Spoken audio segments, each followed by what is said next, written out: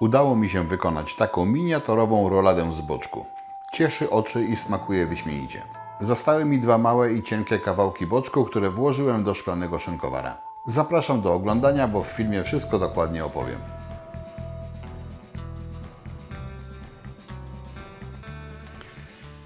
Witam Was serdecznie w mojej kuchni.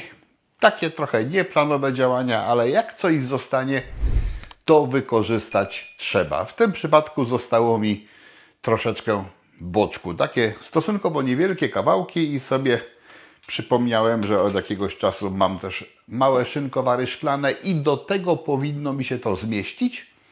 Jeszcze trochę pokombinuję z żelatyną, czyli dosypię, doleję troszeczkę wody, licząc na to, że jeszcze się galaretka z tego jakaś zrobi. Co prawda nie wiem, jak potem to wyciągnę, ale tym się będę martwił później. No dobra, to tutaj mam te już przyprawione boczki i zrobiłem je w ten sposób, że obsypałem je obficie mieszaniną przypraw, a potem wstawiłem do lodówki. No i w tej lodówce stały 3 dni. Skład tych przypraw macie teraz tutaj na ekranie. Oczywiście będzie też wszystko dokładnie opisane na blogu. I podsumowanie jest takie, że jeżeli coś zostaje, to trzeba to zagospodarować. A w domu zawsze się coś dzieje, zawsze coś się wykonuje. Na przykład, o proszę bardzo, tutaj robi się twarożek.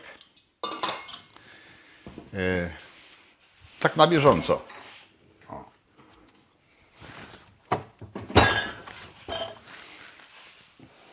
Tutaj jest boczek, między innymi z tego boczku pozostały te resztki. Tutaj jogurty domowe, też wykonane. I to tylko to, co mam tu w podręcznej lodówce, bo my takie rzeczy robimy na co dzień.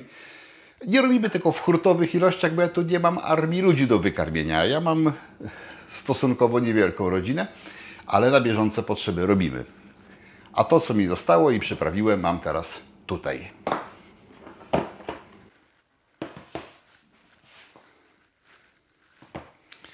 Co z tym teraz zrobię? Spróbuję to zrolować i włożyć do tych małych szklanych szynkowarków. Troszeczkę to zagęścić, ubić, chociaż no, mięso lite niespecjalnie się ubijać da. Tak jak wspomniałem, dosypię do tego jeszcze żelatyny, może doleję trochę wody i rozpocznę proces parzenia. W jeden szynkowar wbiję termometr, jeżeli to będzie w ogóle możliwe, że on mi wejdzie w mięso, a nie będzie mi się układał gdzieś tam pomiędzy warstwami, bo wtedy realnie temperatury nie pokaże, ale wolałbym, żeby on mi się w mięso wbił, bo z małymi szynkowarami jeszcze jakiegoś szczególnie dużego doświadczenia nie mam i kontrola temperatury wewnętrznej, czyli parzenie, obróbka termiczna do osiągnięcia w środku 70 stopni byłaby wskazana. Oczywiście na oko też by się to dało zrobić, ale póki co doświadczenie zdobywać trzeba. Biorę się za robotę. Kawałki nie są równe i podejrzewam, że z włożeniem jednego mogę mieć problem. Najpierw go ciasno zwijam w roladę, a potem usiłuję włożyć do szklanego szynkowara, pomagając sobie trzonkiem widelca, by uwolnić powietrze zgromadzone pod mięsem. Z trudem wchodzi i nie ma tu miejsca na to, żeby cokolwiek dodać. Ubijam, by dokładnie wypełnić szynkowar.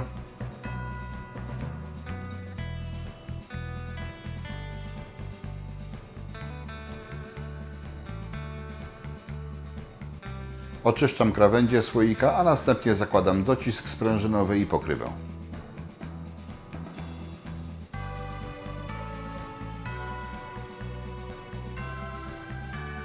W ten dobrze wypełniony szynkowar wbijam też termometr. Tak samo postępuję z drugim, ale tu kawałek mięsa jest trochę mniejszy i bardzo łatwo wchodzi.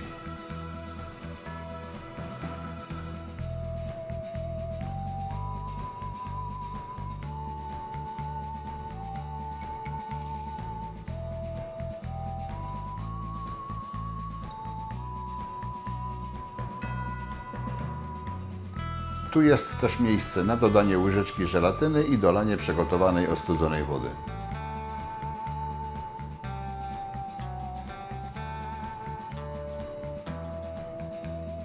Zakładam sprężynę i pokrywę. Mam oba szynkowary gotowe do obróbki termicznej. Wstawiam je do rozgrzewającej się wody, która jeszcze nie jest zbyt gorąca i powinna mieć około 50 stopni.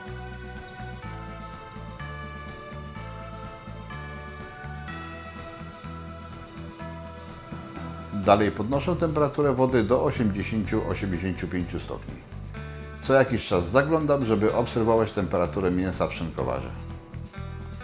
Gdy osiągnie 70 stopni, można zakończyć obróbkę termiczną. Ale żeby uczynić boczek bardziej kruchym, można go przetrzymać dłużej.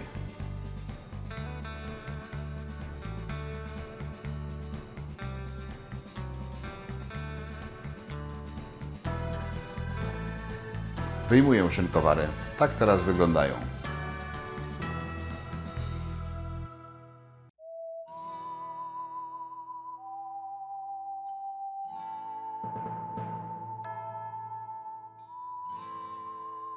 Wyjmuję też termometr, bo już nie jest potrzebny.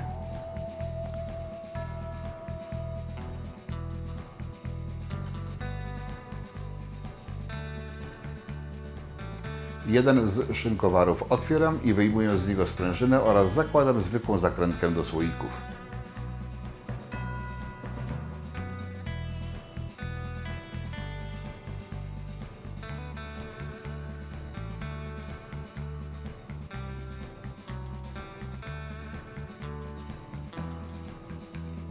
Na razie jeszcze jest wypukła, ale z czasem będzie zassana. 10 minut później tak się stało. Dopiero wtedy szynkowary wstawiam do zlewozmywaka i powoli nalewam zimną wodę. Po pół godzinie wstawiam szynkowary do lodówki i następnego dnia można próbować. I mam dwa słoiczki. Jeden ładnie zassany, galaretka ścięta. Ten może postać, więc się nim dalej zajmował na razie nie będę. A tu jest drugi, ten jeszcze z pokrywką, ma dostęp powietrza, więc to by trzeba było szybciej go otworzyć. Pytanie, czy mi się go uda wyjąć. No to wkleiło się. Spróbuję właśnie, jak to zrobić. Spróbuję najpierw samą sprężyną, ale prawdopodobnie będę musiał to polać ciepłą wodą z kranu, żeby trochę się powierzchnia rozluźniła. Jak nie, to użyję narzędzi. Jednak wyciąganie z woreczkiem ma swoje dobre strony.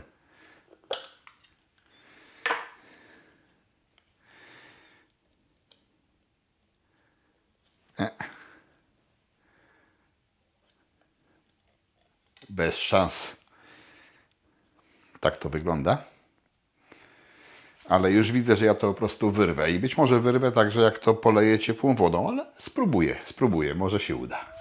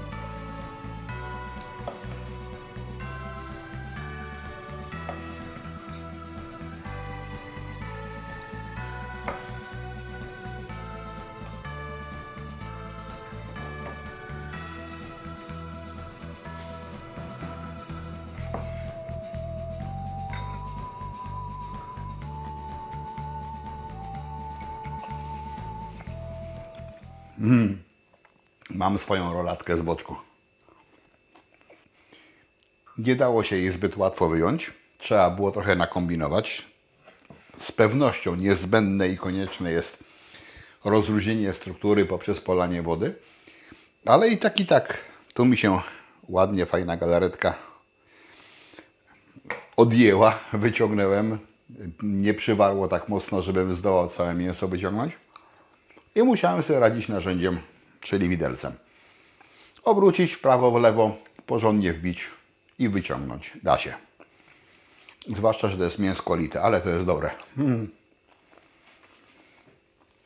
Nie przełknąłem jeszcze jednego, a już drugie do buzi wkładam. Charakterystyczne, pikantne, wyraźnie pikantne, bardzo smaczne, no i bardzo estetyczne. Mała rolatka z małego szklanego szynkowara. Według mnie wygląda świetnie, a smakuje i pachnie wyśmienicie. W mojej opinii oczywiście, ale jak chcecie sprawdzić, czy mam rację, to musicie wykonać sami. Jak się podobało, poproszę łapki w górę.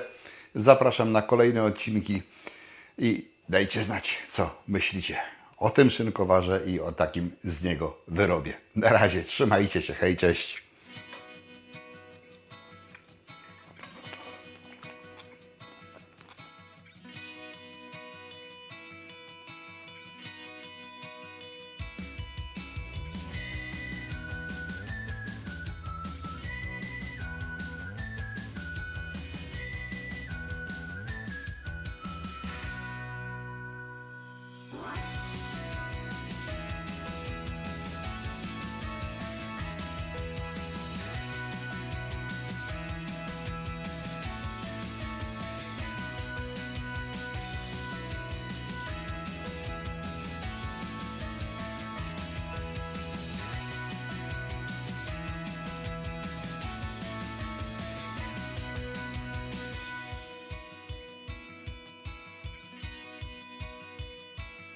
Chcesz więcej przepisów na wędlinę szynkowara? Kliknij w kafelek widoczny na ekranie.